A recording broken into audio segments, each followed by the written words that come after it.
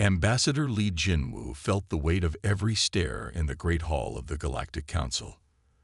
The massive creatures towering around him made the ornate chamber feel even more overwhelming than it already was. At just 175 centimeters tall, he barely reached the waist height of the Raxan delegate standing nearest to him. Still, he kept his spine straight and his expression calm. The Earth delegation had prepared extensively for this moment. They had studied alien customs, practiced diplomatic protocols, and rehearsed their presentations countless times. What they hadn't prepared for was the continuous ripple of laughter that filled the chamber. "Look at how tiny they are," rumbled a deep voice from the upper tiers. "I could fit 3 of them in my palm." Jinwu glanced at Captain Park Sunmai, who stood rigidly at attention behind him. Her face remained perfectly composed, though he could see the slight tightening around her eyes. As Earth's military attaché, she had known this reaction was possible, but experiencing it firsthand was different. The chamber itself was a testament to the scale difference between humans and the majority of spacefaring races. The ceiling soared 20 meters overhead, and the seats were arranged in rising tiers that seemed to stretch endlessly upward. Each seat was sized for beings that averaged between 3 and 4 meters in height. The human delegation stood on a raised platform just to be visible to the assembled representatives. General Kraft of the Valaxian Empire leaned forward in his massive seat, his scaled face twisted in what passed for a smirk among his species.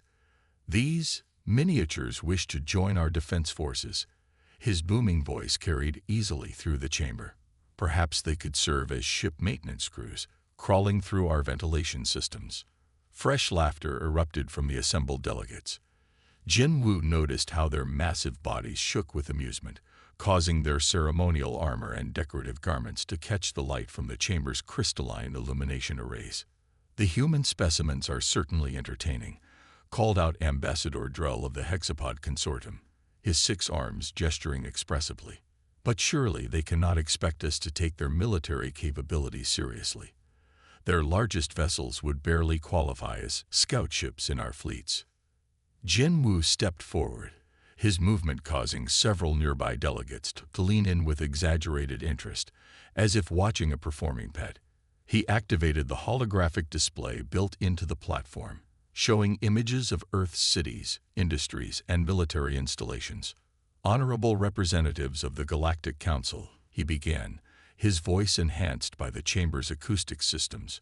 "Earth may be young in terms of interstellar travel, but we have much to offer.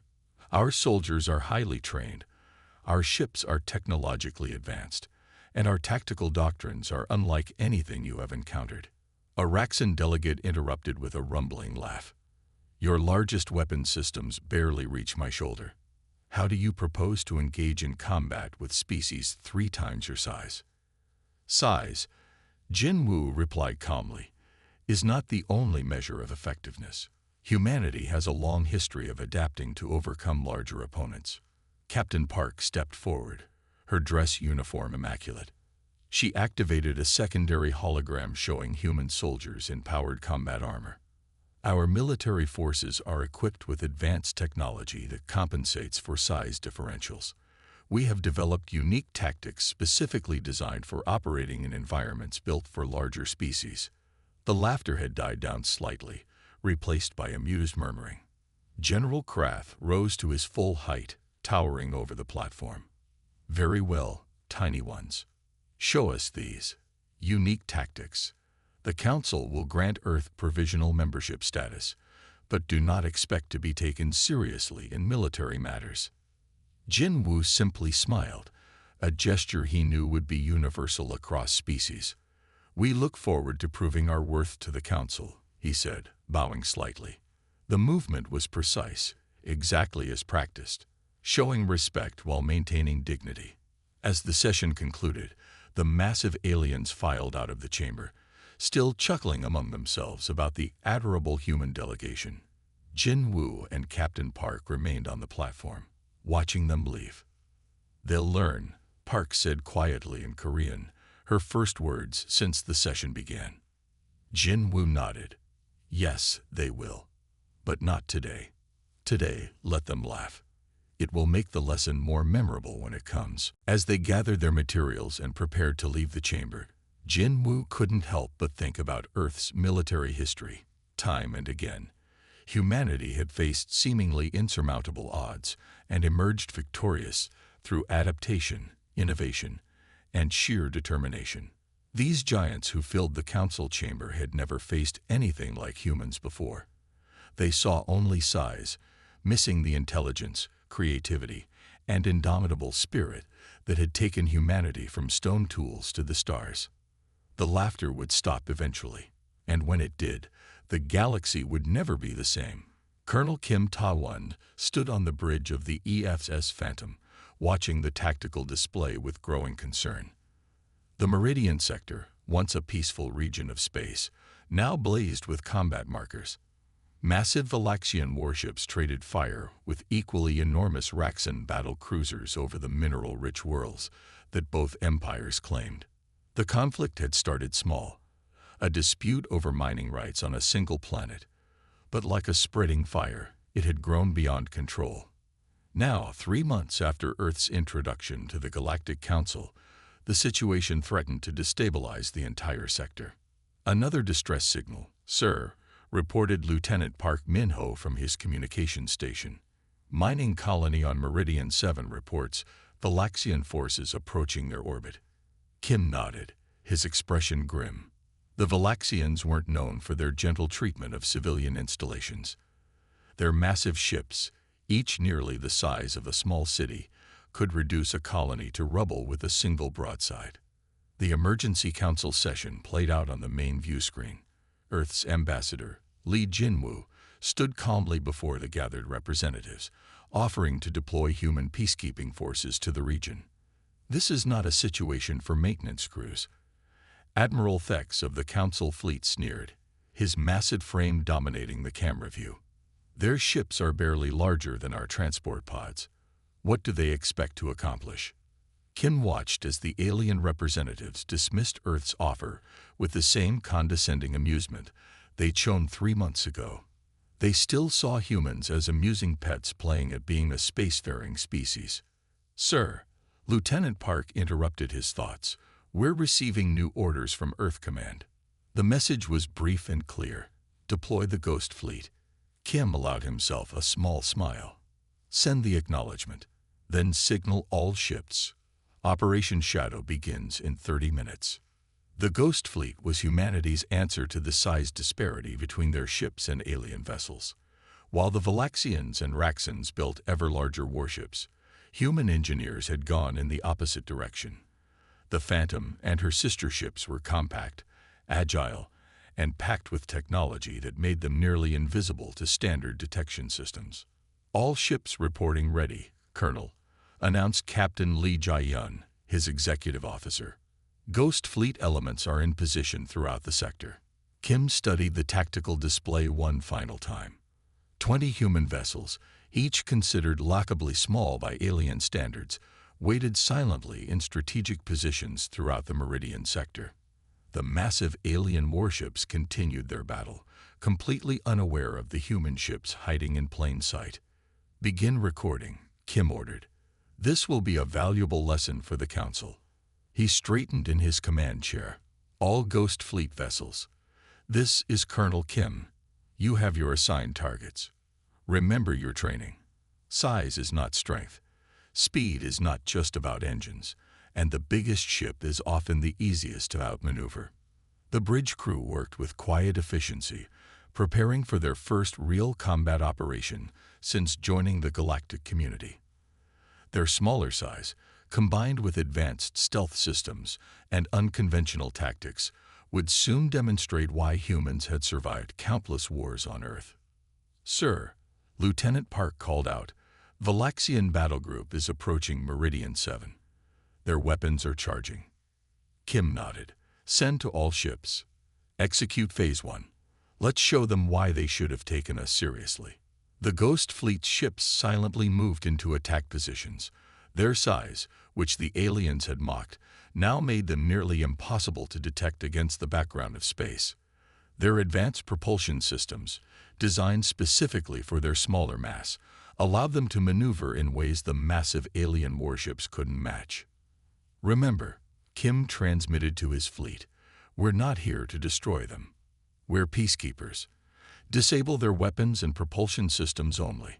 Show them that size isn't everything." As the Velaxian ships moved to bombard the colony, Kim gave the order that would change how the galaxy viewed human military capabilities forever. "Ghost Fleet, execute attack pattern Delta. Show them what the tiny humans can do." The response came back clear and confident. Ghost Fleet acknowledging. Beginning attack run. Kim watched his tactical display, knowing that in the next few minutes, the laughing would stop. The galaxy was about to learn that sometimes the smallest opponent could be the most dangerous, and humans, after millennia of fighting among themselves, had become very, very good at war. "For Earth," he said quietly, "let's make this count." The Ghost Fleet moved into action, about to teach the galaxy's giants a lesson they would never forget. The tension in the Meridian sector was about to shift in ways no one except the humans had anticipated, and Colonel Kim Ta-won, commander of these underestimated forces, was ready to show the galaxy exactly why you should never judge a species by its size. Lieutenant Choi Hanna's fingers flew across the tactical controls of her ship, the EFS Silent Strike, as the distress signals from Nexus 7 filled her communications array. The colony's desperate pleas for help mixed with the sounds of explosions and chaos. Massive pirate vessels loomed over the settlement, their weapons tearing through the local defense stations. "They're targeting civilian shelters," reported Sergeant Kim Do-hyun, his voice tight with controlled anger. "The pirates are using Raxum-modified warships. Each one is 5 times our size." Hannah's lips curved into a determined smile. "Perfect. They won't be looking for threats at our level. Ghost Squad, check in." 5 acknowledgement signals flashed on her display, each representing a human vessel that would appear impossibly small to their massive opponents. The Earth ships had been designed to take advantage of this underestimation, packed with technology that made them deadly despite their compact size. Colony reports 3,000 civilians in the underground bunkers. Communications Officer Lee Minji announced. "Pirates are attempting to breach the main doors. Estimated 15 minutes until they break through." Hannah activated the squad-wide channel. "Ghost Squad, this is Alpha. Form up on my position. We're going to show these giants why they should have studied Earth's military history."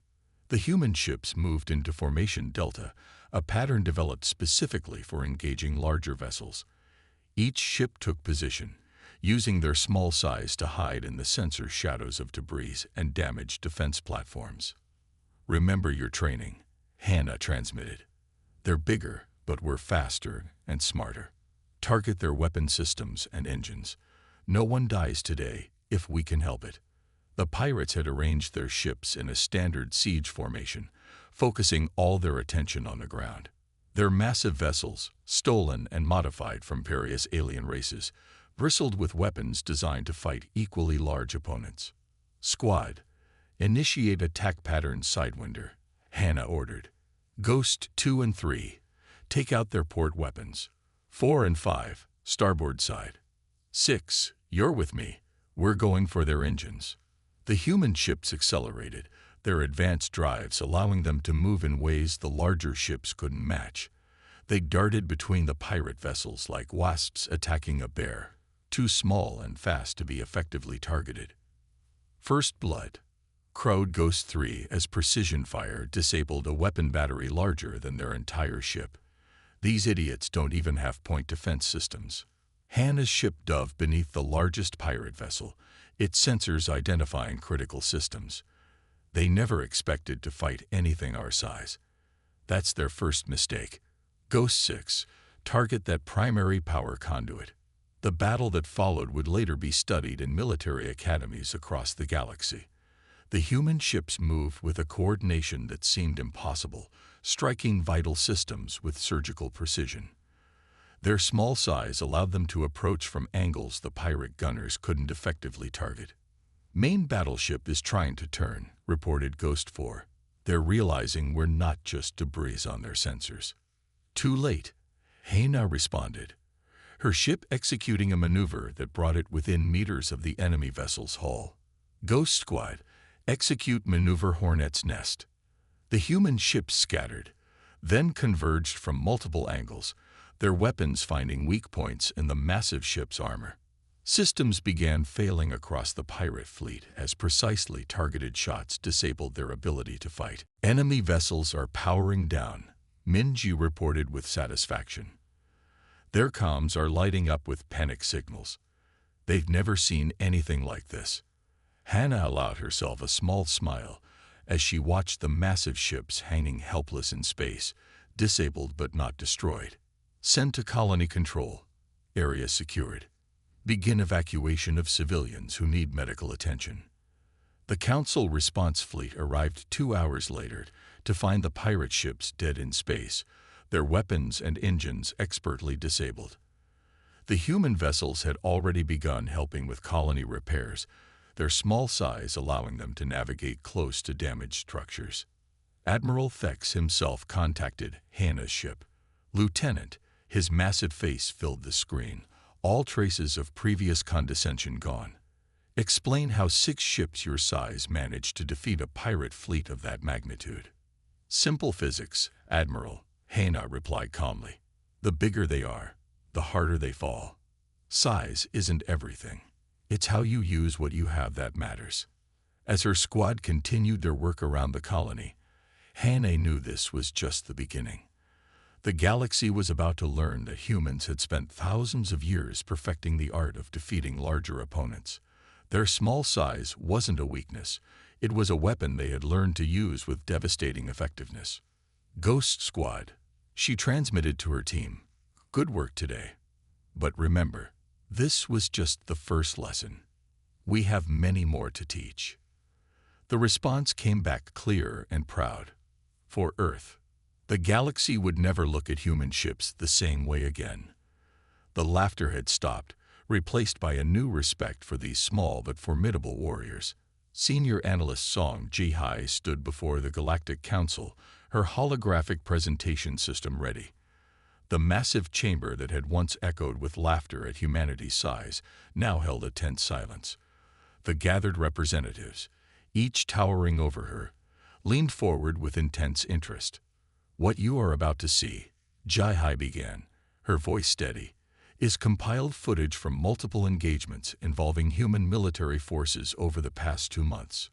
She gestured, and the first hologram sprang to life. The footage showed the Ghost Fleet's battle at Nexus 7. The tiny human ships moved like darting fish among the massive pirate vessels, striking with precision that left the council members murmuring in disbelief. Notice the attack patterns, Ji-Hai pointed out. Our ships used their small size to exploit blind spots in standard targeting systems. The pirates' weapons were designed to track vessels of similar size to their own. They never had a chance. She shifted the display to ground combat footage. Human soldiers in powered armor moved with incredible speed and coordination, their suits allowing them to match the strength of much larger alien species. This is from the Meridian 5 incident, she explained. A squad of 10 human peacekeepers against 30 Valaxian raiders. Watch how they move. The council watched as the human soldiers used their environment in ways no other species had considered.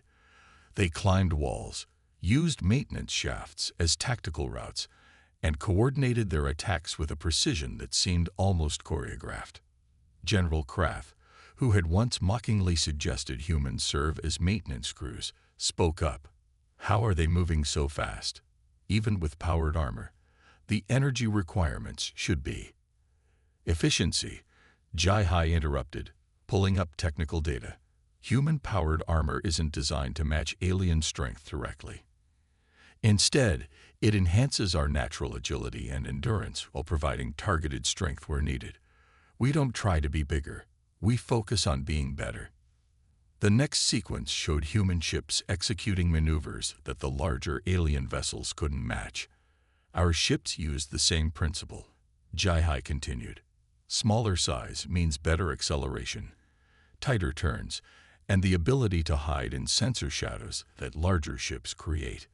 Ambassador Drell of the Hexapod Consortium raised several of his arms. But surely the energy weapons on our larger vessels. Jai switched to footage of a human ship evading fire from a Raxan cruiser. Size makes you a bigger target. Our ships can dodge shots that would destroy larger vessels. And when we do get hit, she highlighted the advanced shield technology that protected the human vessels. We've had centuries of practice protecting smaller targets from bigger threats. The footage continued, showing battle after battle where human forces used their supposed disadvantage as a tactical advantage. The council members watched in silence as their assumptions about military capability were systematically dismantled. Humanity has spent its entire history fighting, Jai explained, often against opponents that were bigger, stronger, or better armed. We learned to adapt, to find weaknesses, to turn disadvantages into advantages. She pulled up analysis of human combat doctrine. We don't fight like any species you can counter because we had to develop our own way of warfare. Every human soldier and ship carries thousands of years of tactical evolution. Lessons learned in countless battles against seemingly superior forces. The final footage showed human peacekeepers working alongside alien forces, teaching them new tactics and strategies. We're not just here to fight, Jai concluded. We're here to share what we've learned. The galaxy is changing. The old assumptions about size and strength no longer apply. One of the Raxan delegates spoke up. These tactics, they could revolutionize our entire approach to warfare. Jai nodded. That's exactly what we're offering. Earth doesn't want to dominate. We want to contribute. Our size isn't a weakness to be mocked. It's an advantage waiting to be understood. The council chamber remained silent as her presentation ended. The laughter that had once filled these halls had been replaced by thoughtful consideration. These massive beings were beginning to understand that they had fundamentally misunderstood humanity's potential. One final thing, Jai added. Everything you've seen here. These are just our basic tactics, the ones we're willing to show. Humanity has many more surprises if they're ever needed. As she gathered her materials to leave, Jai could feel the weight of the council's stares. But now they weren't looking down at her with amusement. They were looking at her with respect, maybe even a touch of fear. The revelation was complete. Humanity had proven itself not just capable, but revolutionary. The galaxy would never be the same. And the laughter had indeed stopped forever. The Proxima chain glowed with weapons fire as two massive fleets faced each other across the void. Valaxian dreadnoughts, each the size of a small moon, powered up their main guns. Across from them, Raxan battle cruisers formed attack patterns that had served them for centuries.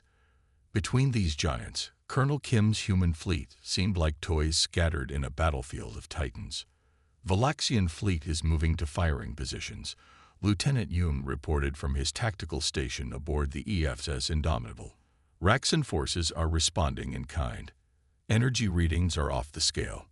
Captain Park Sunmai stood on her command deck, watching the massive ships with calm determination. The Indomitable, despite being the flagship of the human peacekeeping force, was barely visible against the backdrop of the alien warships. Open a channel to both fleets, she ordered. Maximum broadcast. The communication officer complied, and Park's voice carried across space to both alien armadas. This is Captain Park of the Earth Peacekeeping Force. This is your final warning. Stand down immediately, or we will be forced to demonstrate Earth's full military capabilities. Laughter echoed across the command channel, a sound that had become less common since humans had proven themselves, but still emerged in moments of crisis. Your bravery is admirable, Tiny Ones, the Valaxian fleet commander responded. But this is no place for maintenance vessels. Leave now or be destroyed in the crossfire. The Raxan admiral added his own warning. We respect your previous victories, humans, but this is beyond your scale. The Proxima chain belongs to us. Colonel Kim's voice cut through the chatter. All human ships, Execute Formation Omega. Activate all systems. Show them what we've been holding back. The human fleet moved with practiced precision. Small ships took positions that seemed random to the alien observers, but followed a carefully planned strategy. Each vessel activated systems that had been kept secret until this moment. Enemy fleets are launching fighters, Hume announced. Energy weapons charging on both sides. Park nodded grimly. Deploy our countermeasures. All ships. Execute Protocol Thunder. What followed would be studied in military academies for centuries to come. The human ships, previously dismissed as too small to matter, revealed weapon systems that no one had expected. Electromagnetic pulses designed specifically to disable larger ship systems. Viral programs that turned the aliens' own targeting systems against them. Shields that could redirect energy weapons back at their sources. Valaxian dreadnought attempting to fire main cannon, Yoon reported. Execute Maneuver Butterfly, Park ordered. 3 human ships moved in perfect coordination, their combined shield systems creating an energy funnel that caught the massive energy beam and scattered it harmlessly into space. The alien ships tried to maneuver, to bring their overwhelming firepower to bear on the human fleet. But the humans had spent months studying their tactics, learning their weaknesses. Every attempt to attack was met with a countermeasure specifically designed to neutralize it. Enemy fleets are showing signs of system failures, Hume announced with satisfaction. Our viral programs are working. Their targeting systems are offline. Park watched as the massive ships began to drift, their crews struggling with suddenly unreliable systems. Send to all alien vessels. This is what happens when you underestimate humanity. We didn't want to reveal these capabilities, but you left us no choice. The battle that followed wasn't really a battle at all. It was a demonstration. The human fleet, seemingly small and insignificant, systematically disabled both alien armadas, not through brute force, but through carefully planned tactics and technologies designed specifically to counter larger opponents. All enemy vessels have lost weapons capability, Yoon reported finally. Their engines are responding to our override commands. We have full control of both fleets. Park opened a channel to all ships, her voice calm but firm. To all Valaxian and Raxan forces, your ships are now under our control. We will restore your systems once peace negotiations have been completed. Resist, and we will demonstrate more of our capabilities. The silence that followed was deafening. The mighty fleets that had come to battle for control of the Proxima chain now floated helpless, outmaneuvered and outfought by ships they had dismissed as insignificant. Colonel Kim's voice carried across all channels. Remember this day. Size isn't everything. Earth has joined the galactic community not as a minor player, but as a force to be reckoned with. The next time you hear laughter at our size, remember the Battle of Proxima Chain. As the disabled alien ships were corralled for transport to neutral space, Park allowed herself a small smile. The galaxy had needed this lesson, this demonstration that humanity's greatest strength wasn't in the size of their ships or the power of their weapons, but in their ability to adapt, to innovate, and to overcome any obstacle. The breaking point had come, and humanity had proven itself beyond any doubt. The age of dismissing Earth's forces as too small to matter was over. A new era of galactic politics had begun, and at its heart was the understanding that sometimes the smallest opponents could be the most formidable. Supreme Commander Vex stood before the combined military council, his massive frame casting a shadow over the holographic display. Before him, footage from the Battle of Proxima Chain played on repeat. The gathered military leaders watched in silence as human ships danced between massive alien vessels, turning their small size into a devastating advantage. Watch here. Vex pointed with one of his enormous fingers. See how they move. Not like traditional warships at all. They flow like water, finding every weakness, every gap in our defenses. The footage showed the EFs as indomitable, leading a formation of human vessels through a maneuver that should have been impossible. The ships moved in perfect coordination, slipping through the firing patterns of vessels 10 times their size. Commander Lee Min-jae stepped forward, now serving as Earth's military liaison to the Council. Despite being less than half the size of the alien commanders, he carried himself with quiet confidence. "What you're seeing," Min-jae explained, "is the result of thousands of years of human military evolution. On Earth, we learned early that direct force isn't always the answer. Sometimes, the smaller fighter can defeat the larger one by being smarter, faster, and more adaptable." The display shifted to ground combat footage. Human soldiers in powered armor moved through battlefield environments that had previously been considered impossible to navigate. They used their size to access maintenance tunnels, ventilation systems, and other spaces the larger aliens had never considered tactical advantages. "Remarkable," muttered General Krath, who had once laughed at human military capabilities. "They're not fighting despite their size. They're fighting because of it. Every weakness we perceived, they've turned into a strength." Min-jae nodded. Human history is full of examples where smaller forces defeated larger ones through superior tactics and adaptation. We brought that experience to space. The footage showed a particularly stunning moment from Proxima Chain. 3 human ships working in perfect coordination to redirect a massive energy beam back at its source. The alien commanders leaned forward, their expressions showing a mixture of awe and concern. "The most dangerous thing about humans," Vex observed, "is not their technology or their tactics. It's their ability to think differently. They saw limitations we never even considered and found ways to overcome them." The display shifted again, showing human crews working alongside alien forces in joint training exercises. The smaller humans were teaching their massive counterparts new ways of thinking about combat and strategy. "We don't want to just show you what we can do," Min-jae explained. "We want to share our knowledge. The galaxy is changing. The old ways of thinking about size and power need to change with it." One of the Raxan commanders spoke up. "But how do we adapt our forces? Our ships and soldiers are naturally larger. We cannot change our basic nature." Min-jae smiled. "You don't have to. The lesson here isn't that everyone should be small. It's that every characteristic, every seeming disadvantage, can become an advantage if you think about it differently." The footage continued, showing more examples of human innovation. Ships using their small size to hide in sensor shadows. Soldiers using advanced technology to turn their mobility into a decisive edge. Tactics that no one had considered possible before humans joined the galactic community. "This is why we're implementing the Joint Combat Integration Program," Vex announced. "Every fleet, every military force in the Council will train with human instructors. We need to learn this new way of thinking."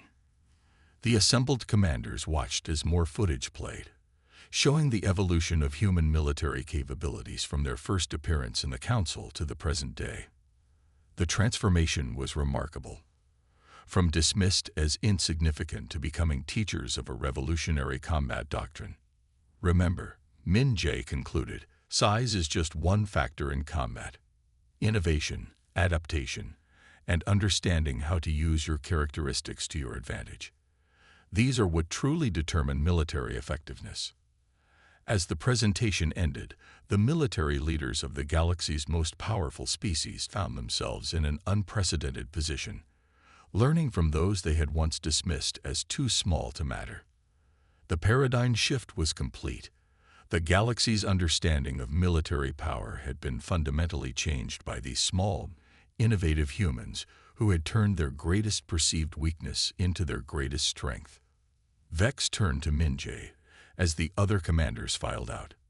"You know," he rumbled, "I never thought I'd say this, but I'm glad we were wrong about humans." Min-jae nodded. "The greatest victory isn't winning the battle," he replied.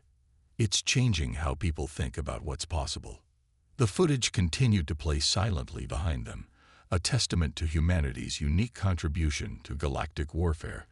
The proof that sometimes the smallest opponents could teach the biggest lessons.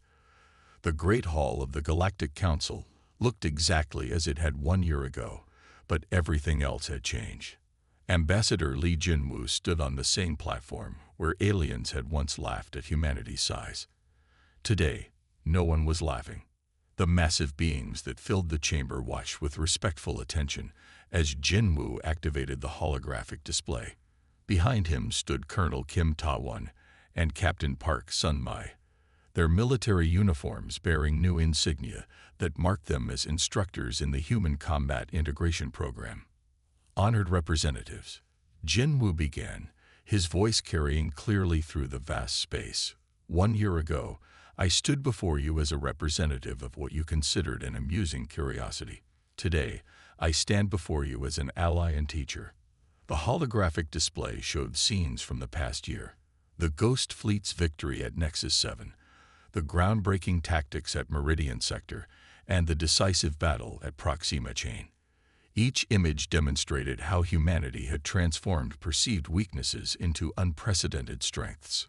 The Human Combat Integration Program, Jinwoo continued, represents more than just military training. It represents a new way of thinking about warfare, about strength, and about the nature of military power itself. General Krath, who had once mocked the human delegation, now nodded in agreement.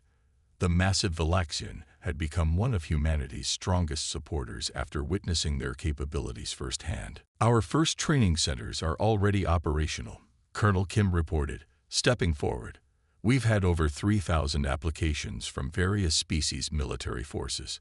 They all want to learn how we think, how we adapt, how we turn limitations into advantages. The display showed images of human instructors working with alien troops, teaching them to see battlefield environments in new ways. Massive soldiers learning to use their size as effectively as humans used their smaller stature. But this is about more than just military techniques, Captain Park added. This is about changing how we think about effectiveness. Size, strength, and raw power are just tools. How you use them is what matters. The council members watched footage of joint exercises where human and alien forces worked together, combining their different capabilities in ways that would have seemed impossible a year ago. We've learned as much from you as you have from us, Jinwoo acknowledged. Together, we're creating something new, a combined doctrine that takes the best of all our capabilities. Supreme Commander Vex rose from his seat, his massive frame towering over the chamber. 1 year ago, we laughed at these humans. Today they teach our finest warriors. Let this be a lesson to us all about the danger of assumptions. Jinwoo smiled, remembering the laughter that had filled this chamber 12 months ago. The future of galactic defense lies not in who has the biggest ships or the strongest soldiers, but in who can best adapt, innovate, and overcome challenges. Colonel Kim stepped forward one last time. In my memoirs, I will write about this moment, about how they thought our small stature was a weakness, but we showed them it was just another challenge humanity had already overcome. But more importantly, I'll write about how we all learned to see beyond size and strength to the true nature of military effectiveness. As the session concluded, the massive aliens filed out of the chamber, each one nodding respectfully to the human delegation. No one was looking down on them anymore. They were looking up to them, despite the physical difference in height. Jinwoo remained on the platform for a moment, thinking about how far they had come. From being laughed at as maintenance crew candidates to becoming the teachers of a revolutionary military doctrine. You know, Captain Park said quietly, sometimes I missed the laughter. It made proving them wrong so much more satisfying. Colonel Kim smiled. The laughter stopped, but something better replaced it, respect. And that's worth more than any victory. As they left the chamber, Jinwoo thought about how this new dawn would shape the galaxy's future. Humanity had done more than prove itself. It had changed how an entire galaxy thought about strength, size, and the true nature of military power. The lesson had been learned, and the galaxy would never be the same. Sometimes the biggest changes come from the smallest sources, and sometimes the greatest strength lies not in size, but in the ability to adapt and overcome. A new era had begun, and humanity stood at its center, not as the biggest or strongest, but as the ones who had shown the galaxy a better way forward.